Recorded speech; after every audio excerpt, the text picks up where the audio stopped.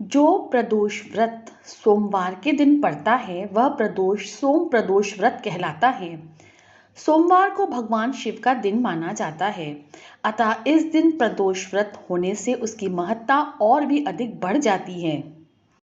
एक नगर में एक ब्राह्मणी रहती थी। उसके पति का स्वर्गवास हो गया था। उसका अब कोई आश्रयदाता नहीं था, इसीलिए प्रातः होते ही वह अपने पुत्र के साथ भीख मांगने निकल पड़ती थी। भिक्षाटन से ही वह स्वयं और अपने पुत्र का पेट पालती थी। एक दिन ब्राह्मणी घर लौट रही थी तो उसे एक लड़का घायल अवस्था में कराहता हुआ मिला।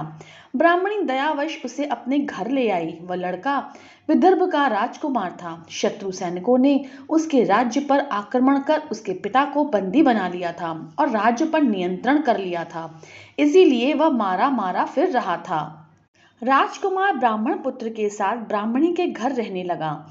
एक दिन अंशुमति नाम एक गंधर्व कन्या ने राजकुमार को देखा और उस पर मोहित हो गई। अगले दिन अंशुमति अपने माता पिता को राजकुमार से मिलाने लाई। उन्हें भी राजकुमार भा गया। कुछ दिनों बाद अंशुमति के माता पिता को शंकर भगवान ने स्वप्न में आदेश दिया कि राजकुमार और अंशुमति का विवाह करा दिया जाए। उन्होंने वैसा ही किया। ब्राह्मणी प्रदोष व्रत करती थी। उस व्रत के प्रभाव और गंधर्वराज की सेना की सहायता से राजकुमार ने विदर्भ से शत्रुओं को खदेड़ दिया और पिता के राज्य को पुनः प्राप्त करके आनंद पूर्वक रहने लगा। राजकुमार ने ब्राह्मण पुत्र को अपना प्रधानमंत्री बनाया।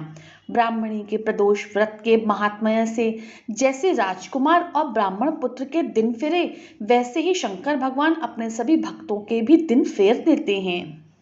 हर हर महादेव।